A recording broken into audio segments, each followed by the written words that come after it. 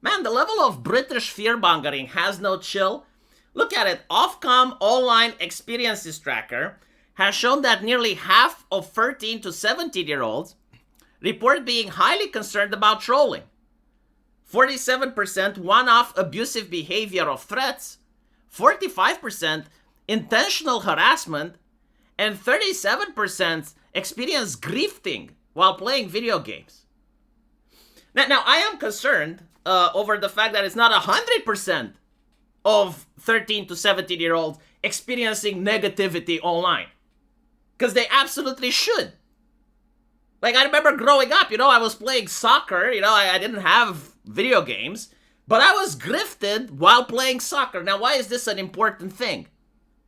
Well, it's important because they're growing up, you fucking retard. They have to understand that there are negative emotions in life, and they also have to learn how to deal with them. Like, seriously, what is it with this level of safetyism gone amok? Like, if they grow up, right? Like, if you have a society where children grow up without ever experiencing any type of harm, any type of negativity, what happens when they're 18 and they go to work and they do start experiencing? Like, all the safety measures and all the protections are gone, and all of a sudden they start experiencing negative things and they have no framework on how to deal with them. But I guess maybe this is working as intended. Because normally, when a kid experiences hardship, like, he calls for mommy and daddy. But, like, when he grows up, he was just going to call for daddy, which is Keir Starmer. Keir Starmer is the daddy, and just pay more taxes and behave, be nice. Don't talk shit about him. He knows better. And I guess, like, this is the type of society that the United Kingdom is trying to train. No, but, like, seriously, think about it, right? Like, you're a kid, and you have Skullfuck47 joining your League of Legends team, calls you a faggot, and then goes meet and feeds. That's a great learning experience for your child. Like, I'm sorry, but, like, having to deal with individuals like Skullfuck47 is going to be a recurring theme in life. And it's not going to be in a safe environment like League of Legends. Like, Skullfuck47 can be your colleague at work. He can be your boss. He can be your teacher. He can be your underling. And you gotta know how to recognize them and exactly how to deal with it. And it's a learning experience for Skullfuck as well. Like, he's going to do that one game, he's going to do that another game, and then he's going to experience being placed in a timeout. He's going to have his account banned, and he's going to realize that if he still wants to play with people, he's going to have to change his behavior. Going to have to change his attitude, right? And yet the British government, like, doesn't want people to benefit from that learning experience. They want, like, no, they're to lie to the youth that, no, like, Skullfuck47 doesn't exist, and if it does, you should call the government. It's like, well, don't you think that's a little bit exaggerated? Like, I should call the government, like, what, for being trolled in a game? Yes, you should. Like, the government should be everywhere. Even in your video games. Even when you're playing League of Legends. Keir Starmer should be watching.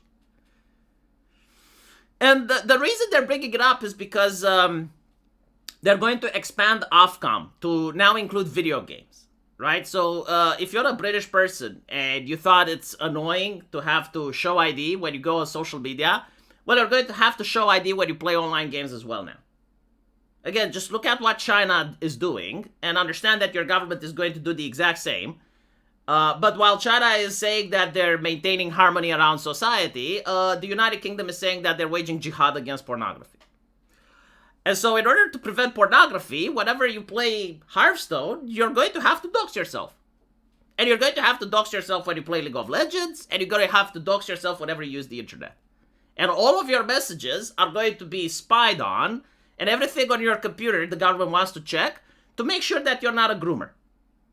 And if it so happens that one day you get to protest, and, you go out because, like, your taxes are too high, or maybe there's a corruption scandal, or, you join the two-tier thing, the government, which already has access to everything, well, might as well just check to see if you didn't do anything else that's bad. And that's pretty much how they do it in China. Like, when you have a protest against the banks. They're not going to arrest you for protesting against the banks. Absolutely not. They're going to either arrest you for doing something else. Maybe you spoke ill against the party 3 years ago and they just found it. Or they're just going to get you fired. Right?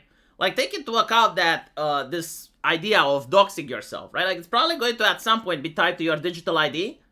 And so, When you want to play a video game, digital ID. You want to use ChatGPT, digital ID. You want to browse the internet, digital ID. What happens if the government just says, okay, your digital ID is flagged, you're a bad person? You posted something offensive on Twitter, which for the British government is pretty much like anything. Like if you hit enter, you probably posted something offensive. Right? So now you can't play video games, now you can't use ChatGPT, now you can't search the internet, now you can't get a job, right? Because like they actually said it's required to have digital ID in order to get jobs. What do you do then?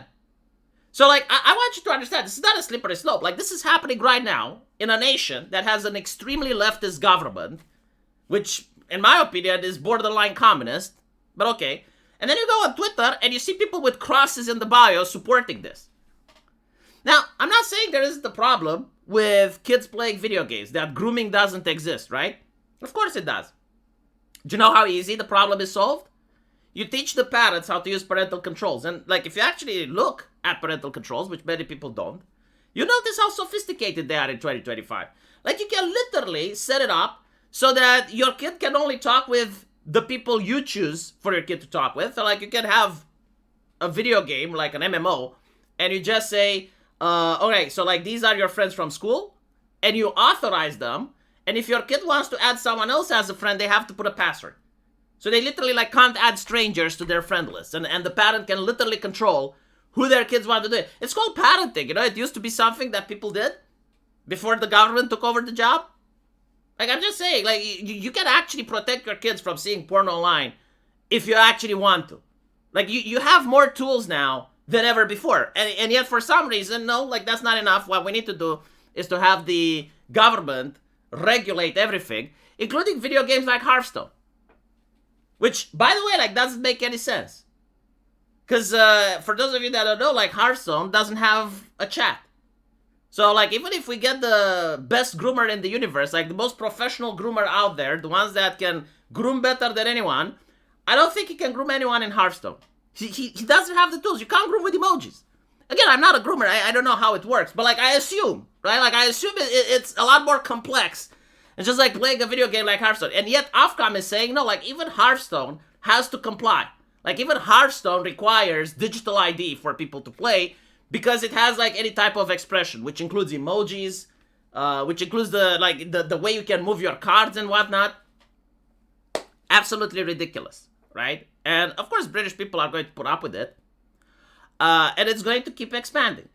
Like, we already know where the goal is, and until they reach it, they're not going to stop. But what I don't understand is, like, why are people supporting it on social media, right? Like, all of a sudden, this anti-porn jihad that didn't exist 4 years ago or 5 years ago is in the main topic of conversation, and the only solution for it is to control and police the internet. And I find it, like, just absolutely fascinating. Okay, so the only possibility is that Christians have understood now that the communists were right. You know, the feminists had the point that sexual objectification is wrong, that drawings can't consent, and that trust and safety councils that banned Christians and oppressed them for 10 years are actually a good thing. And that China is a more advanced society than the West because the Chinese figured this shit out before we did. Because otherwise, I don't understand why they're breaking bread with these people. Like, why all of a sudden it seems that the left and the right have agreed that, well, censorship is actually a good thing. And trust and safety is great. And having the government crack down on the internet is good. And internet anonymity is bad. And safetyism is amazing. Right? Like, do you guys go on Twitter? Do you know what I'm talking about? Like, I hope you do. Because, like, if you don't go on Twitter, you probably don't know what I'm talking about. But, like, I keep seeing, like, you used to see people with the pronouns in the bio that were advocating for censorship and the control of hobbies and sanitization of everything, right? And now I see people with crosses doing literally the same thing. And I'm like, hold on a little bit. Like, are they useful idiots? Or are they bots? You know, like, in order to inflate their numbers, in order to sound like it's 1,000 people wanting like this, now it seems like they're 5,000, because, like, you have 4,000 bots and 1,000 legit people. So it's an astroturfing campaign. Or are they being paid for? Right? Like a lot of content creators, yeah, like they get paid. Just like a race car driver gets paid by their sponsors. So too content creators can get paid by political activists in order to spew talking points. But whatever the case is, I have nothing but disdain for people that right now in 2025 are supporting this initiative. It's going to bite us all in the ass. Mark my fucking words. Like, we're not going to be in control of it once it's deployed, right?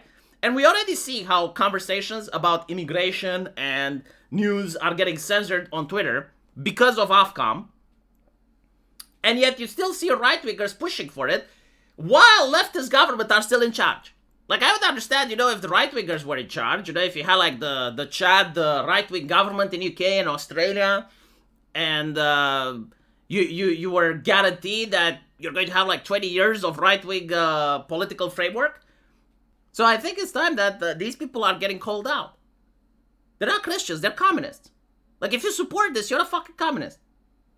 If you support the removal of anonymity on the internet while leftists are in charge, socialist governments are in charge, and instead that they have persecuted Christians for the last 10 years by banning them, getting rid of them, but they're doing it right now. Like in Britain, there's over 40 people every single month that get in trouble with the police for shit they post online.